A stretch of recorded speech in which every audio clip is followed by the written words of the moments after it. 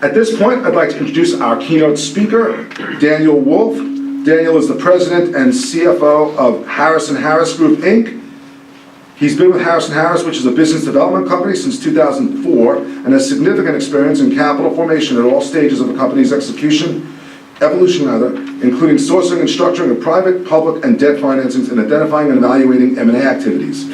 He is a current and past member of the board of directors of multiple privately held portfolio companies and one publicly traded portfolio company.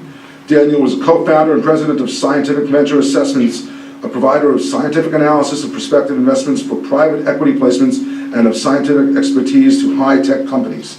He received a PhD and AM in chemistry from Harvard and a BA in chemistry from Rice University, and has published over 15 articles in scientific peer-reviewed journals. Daniel, come on up.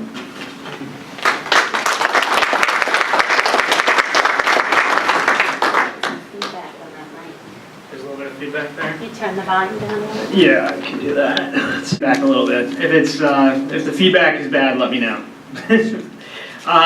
Thank you very much to LICA and for having me here, and for all of you for attending. I really appreciate you taking the time, and I look forward to telling you a little bit about Harris & Harris Group, what we do, but also more about how we think differently about capital formation and also providing the opportunity for leveling the playing field, for giving opportunity for individual investors and people who let's move that up a little bit. People who are qualified investors, or accredited investors, to be able to participate in the emergence of companies and some of the leading companies enabled by particularly technologies. First of all, I do work for a publicly traded company, so if anybody wants me to read the safe harbor, I'm happy to do it, but I'll just move on otherwise. So Harris & Harris Group, what do? We have been around since 1983, and we've been publicly traded on the NASDAQ since then. We currently trade under the symbol TINY, T-I-N-Y. We've evolved over time through many different businesses. We were an operating company until '92, became a business development company in '95, and since really 2002, we would say our corporate mission has been to build transformative companies from disruptive science.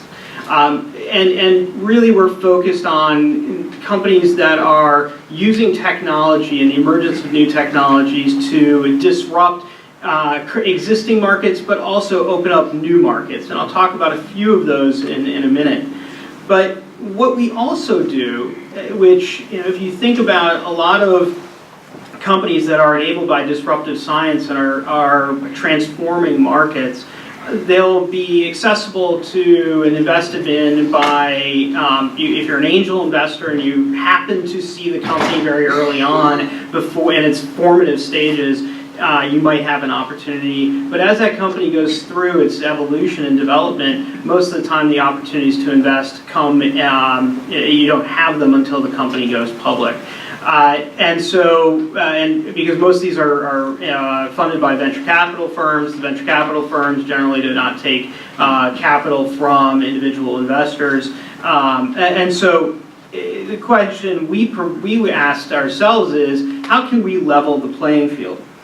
And so what we do is provide the opportunity for investors to participate from a financial perspective in these exciting companies and be an investor in them through two different ways. I'm going to go a little bit of detail on both of those. The first is you can buy shares of Harris & Harris Group in the public markets at any point in time. We're actually trading at one of our lowest discounts to NAV, net asset value currently, so it could be an interesting opportunity if you look based on history and where some of our companies are. But the other is that, as we started to think about, and as our portfolio companies started to mature, people started asking us how, we would hold these investor days, and our portfolio companies would come and present. People would come and ask us, how can I invest in these companies? I'd say, well, buy shares of Harris & Harris Group stock. Like, but I really like that one company. I really want to invest in that one company. And up until recently, it was very difficult for us to be able to facilitate that type of investment. But now we actually, earlier this year, started to launch special purpose vehicles that allow for capital formation and for the companies themselves and new sources of capital, but also the opportunities for individuals to invest. And I'll walk you through that in a couple of seconds here. So just taking a step back, give you an idea of what we do. We are one of the firms that actually likes to get our hands dirty. We get in very early with portfolio companies. We start working with management teams or sometimes just technical developers, people who have a new innovation, new idea, and want to figure out how to bring it to market. We will look in and identify sectors. Oftentimes we tend to be on the early side for emergence of sectors and new opportunities and markets. But we'll identify those. We'll start identifying the unmet needs and finding the components of the technology that we need to be able to meet those market opportunities. We'll then found the company, and so we are not adverse to actually going in, putting in the seed capital, being able to, sitting on the boards, serving as in management. In fact, that's our business model going forward in many cases, is really to work with entrepreneurs. We can serve as senior management within these companies and take care of all the finance, compliance, regulation, sort of the back office aspects, and enable, and also financing, because we invest capital off of our balance sheet, to be able to allow the companies themselves to focus on building the core value that is crucial to seeing value creation down the line. We'll hire managements, we'll work and find additional capital if necessary. We currently invest somewhere between 8 to 10 million per company at this point in time. We're looking to actually grow that and consolidate the number of companies, and so as we go forward, more and more of our companies will continue to be controlled companies, where we actually do control the board, also the voting stock, but we can serve as, instead of our management teams having to go out and raise capital from other groups, we potentially be able to provide that capital so that you can spend time on value creation, which generally fundraising is not value creation and useful time. So just to give you an idea, and we always have people coming to us and asking, this is oftentimes what a lot of early stage venture capital firms will do, but we are really no longer what we would consider to be a traditional venture capital firm, because we're not really syndicating with other groups at this point in time. We're really trying to work with companies to figure out how to build the company in the right way. It's not how much capital can you deploy. It's not going for, just continue to burn capital forever and wait to get to cash flow break even. It's like, let's think about how do you build these individual companies. We're reducing our portfolio size so that we are also in the same success opportunity factors with the individual company. If the company is not successful, we're not successful. So it's a very synergistic way to work with various entities out there that we're talking to. We tend to be, as I said, on the forefront of markets. And what types of markets have we been in and are we in? The microbiome, if you're familiar with it, it's all of the microbes within your body that are synergistic with all of your other systems, and actually a lot of diseases can develop by when those organisms become out of balance. Machine learning, Internet of Things, it's agriculture technology. Where we're really focused going forward in the near term, if you look at all of our filings and discussions, it's precision health and precision medicine. And that's where we're focused on building companies currently. We do have an existing portfolio of exciting companies in each of these markets. And a lot of them are addressing the markets using proprietary technology, but also have partnerships with corporations and other mechanisms for being able to attack those markets and hopefully be leaders within those markets. I'm actually going to talk in detail about two of those in a couple of minutes, D-Wave systems in the machine learning, quantum computing, and HZO, which is in the electronic waterproofing space. And I'm going to show a couple of videos on those that'll give you background on those companies, because some of the best ways to learn about a portfolio company is actually from those companies themselves. But as I said, we're really focused now in transforming healthcare. And the question becomes, how can you bring new technologies to market in the healthcare system that will allow the individual patient to have control over their medical care, but work synergistically with clinicians?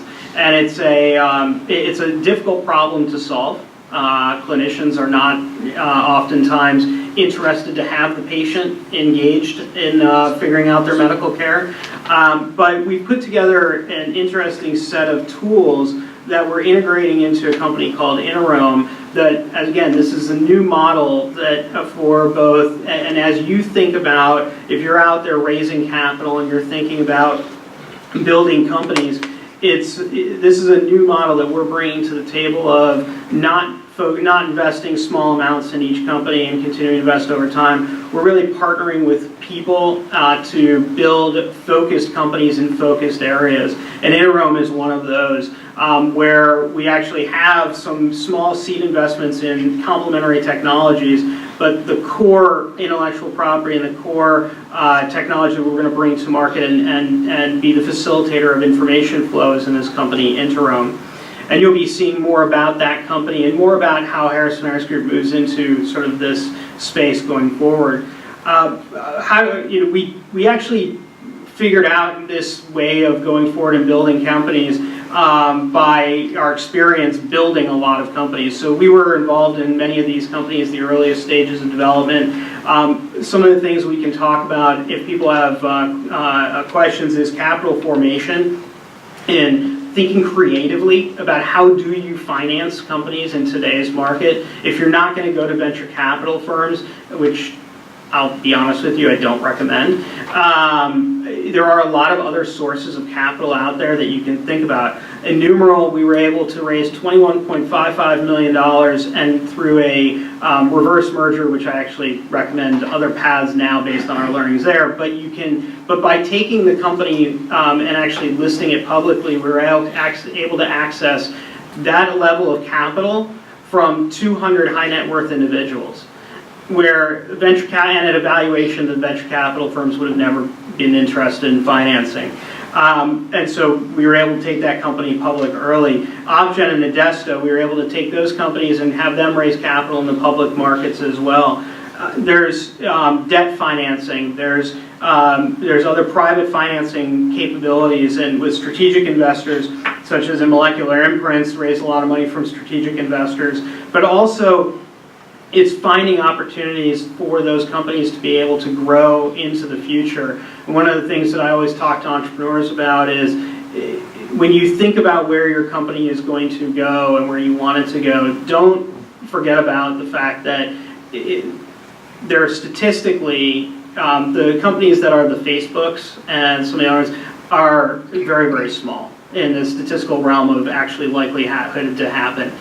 So, we had opportunities to monetize investments like X Radio, where we sold it to Carl Zeiss, Crystal IS selling it to Asai Kasei. A number of these exits that happened, you could have said, I'm just going to continue to build this company, but these were great exits for both the entrepreneurs and the investors. And so you need to make sure you're working with a team of people, both on your board and your investor base, that share a similar mentality, that are not going to press you to always go for the home run, because at the end of the day, if your company is not successful, it doesn't matter to them, they've got other businesses. You've got to focus on building your company, which is what I cannot stress to investors more and more, is work with entrepreneurs, is work with investors that share that similar mindset, that if your company is not successful, they're not successful. That's how we operate at Harrison Harris Group. But the message I wanted to really talk about today was how can individual investors and high net worth individuals, accredited, non-accredited, investors be able to get access to opportunities to invest in the emergence of technology in exciting new markets in today's world. And so, as I said, the first is most common is being an angel investor. You can go on the Angel List, you can go on to Seed Invest, there's a lot of other platforms that have early stage companies on them. The likelihood of success is generally low, but if you hit it, it's great. But that's at sort of this stage here. This is so formative, so early that it really is on the sort of luck to probability spectrum. You are so far on the luck side that it's pretty amazing, and so you should be really careful with making those investments. Oftentimes a lot of people come up and ask, how can I get invested in these companies once they have 10, 15, $20 million in revenue? And a lot of times those opportunities are not available to individual investors because the venture capital firms take it all for themselves. This is where Harris & Harris Group as a platform actually provides, I think, an interesting new opportunity. And I'm going to move fast because I have 2 videos I really want to show and I'm running late, so I apologize. So Harris & Harris Group has the opportunity to actually provide individual investors to invest in these companies as they get later in stage by using our preemptive rights and special purpose vehicles that we have set up. We've done this with working with Mark Lenowitz and Bank. Having an electronic partner with an electronic platform for offerings has been hugely useful. But also with the Jobs Act, it allows us to actually mass market these offerings. So, for example, we have 2 companies. I'm going to show you 2 short videos. I apologize, it's going to run over my 3 minutes, but these videos will give you an idea of these companies. These are 2 offerings we have in the market currently, HZO and D-Wave, and the only reason we're allowed to talk publicly about it is because of the Jobs Act, which has been hugely powerful. Here's HZO.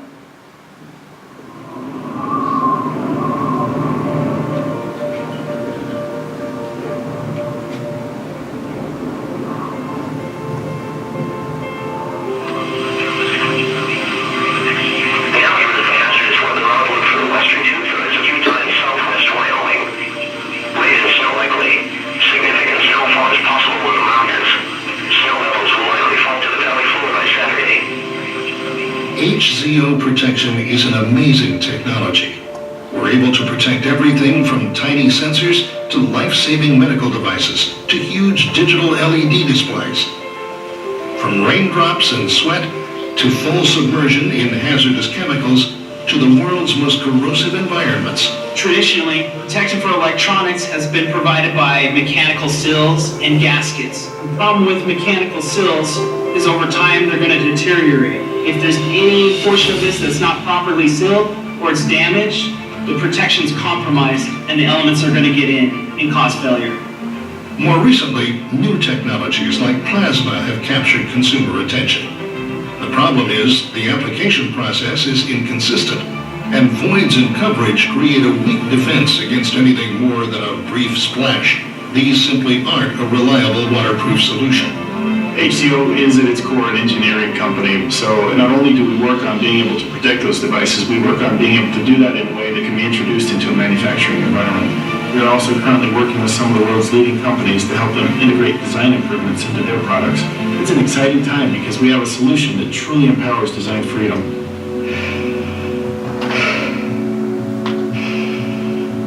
HZO created a material that is microns thin, environmentally safe, optically clear, and applied during the manufacturing process with pinhole-free consistency. Form, function, component sensitivity are irrelevant. HZO is capable of understanding the intricacies of any device or component and providing a turnkey solution. Our solution can protect any device imaginable. It could be a field tablet, a fitness tracking wearable, an industrial sensor, anything. We've protected over 150 different unique and complex electronics. HZO has facilities in strategic manufacturing locations around the world. We have close to 200 patent filings on everything from processes to materials to equipment. This solution is at the forefront of protective technology, capable of going beyond defined testing standards. We have protected products across multiple industries that have survived hundreds of hours of continuous water submersion. We're pushing the boundaries of possibility that address and solve the unique requirements our customers face. From product engineering and design to application process and support, HCO helps manufacturers and brands make better products. Products that offer the possibility to change the way people interact with electronics. Products that are durable, integrated, resistant to elements, waterproof. Electronics that let people live life without interruption. To sum it up in one word, freedom. Freedom of design, freedom of movement, freedom of use.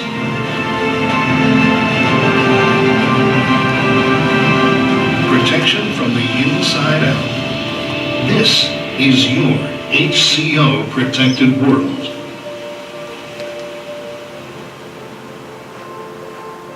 And then the next is just to give you a little background on D-Wave systems. I see quantum computation as being a tool that can solve problems that you could never otherwise solve. Doing genomic analysis to help find better drugs, debugging large complex systems, to looking for bad guys in large amounts of data, space exploration, trying to optimize waterworks, Building artificial intelligences that can help us solve very difficult, complex problems. Building a quantum computer is a historic thing, and it's really like venturing into uncharted territory. There's no precedent here. Quantum computing literally taps into our most fundamental understanding of the laws of nature. In nature, there's this almost spooky phenomenon called quantum mechanics, where a thing can be in two states at the same time. And so the D-Wave quantum computer uses that strange property. What the quantum computer actually does is it's able to compare many possible solutions at once. So if you imagine a regular computer, if it was searching for a solution, it would have to go through every possible solution one by one, see if that's a good fit. What the quantum computer does is it kind of lays all the solutions down and compares them all at the same time so it can pick out the best one. The D-Wave system is built to solve discrete optimization problems. These are types of problems where you've got a load of constraints and you're trying to find the optimal answer to your set of constraints. Say you've had some kind of natural disaster and you've got a load of people who need help, and you've only got a limited amount of resources to go help them. So you've got a few lifeboats and a few helicopters. What you need to do is work out what order to send things and where to send things to save the most amount of people as possible. This is a hugely complex problem because there's so many possible different combinations of sending them in different orders. So this is the kind of thing that finding a fast answer is really important. The D-Wave computer has two, what I would say, really sort of exotic operating conditions. We put our quantum processor into something called the dilution refrigerator, which cools it down to 10 millikelvin, which is about 100 times colder than interstellar space, and essentially is the coldest place in the universe. We have to also create an extremely low magnetic environment for the processor to sit in. That's about 50,000 times less than the ambient Earth's magnetic field. And so there are these two extreme conditions that the processor has to be run in. In this company, a few dozen people in 10 years have managed to make a technology that can match and beat the existing normal computer technology that's been developed, all around the world for 60 years. we have an incredible future ahead of us. First and foremost, we're just going to increase the capability of this processor. We'll have at least 2 more generations of this processor over the next 5 years. So from a raw performance point of view, this is going to be an incredible capability. And will make a huge impact on the way things are done in this space of high performance computing and solving these really tough problems for humankind.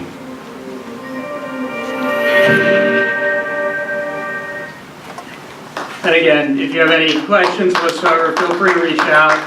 You can reach, if you have any questions on those companies, you can reach out to me or Mark, who's here in the front row. But again, I really appreciate you taking the time, and I'm happy to answer any questions as I've run over my time, I'm sure. So, but thank you very much for your time.